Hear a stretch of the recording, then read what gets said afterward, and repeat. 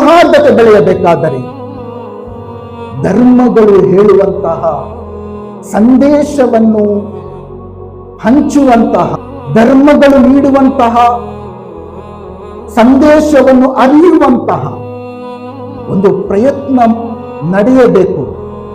ಆ ಪ್ರಯತ್ನದಿಂದ ಮಾತ್ರವೇ ನಮ್ಮಲ್ಲಿ ಸೌಹಾರ್ದತೆ ಮೂಡಲು ಸಾಧ್ಯ.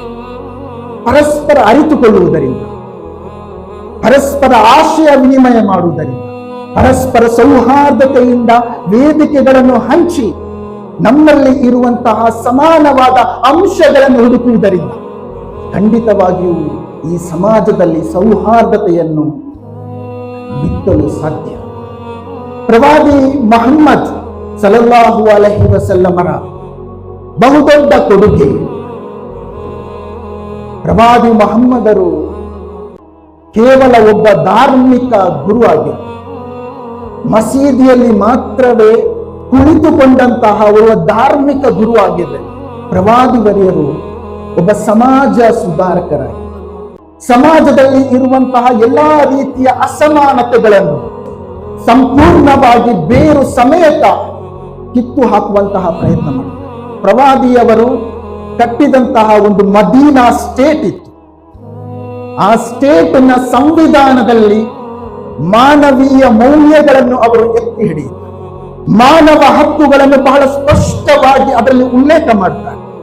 ಬಹುಸಂಖ್ಯಾತನಿಗೂ ಅಲ್ಪಸಂಖ್ಯಾತನಿಗೂ, ಶ್ರೀಮಂತನಿಗೂ ಬಡವನಿಗೂ ಎಲ್ಲರಿಗೂ ಆ ಸಂವಿಧಾನದಲ್ಲಿ ನ್ಯಾಯ ಸಿಗುತ್ತದೆ ಎಂಬಂತಹ ಒಂದು ಪ್ರಾಯೋಗಿಕವಾದಂತಹ ಒಂದು ವ್ಯವಸ್ಥೆಯನ್ನು ಪ್ರವಾದಿವರಿಯರು ಸೃಷ್ಟಿ ಮಾಡ್ತಾರೆ. ಒಂದು ಘಟನೆ ನಡೆಯಿತು.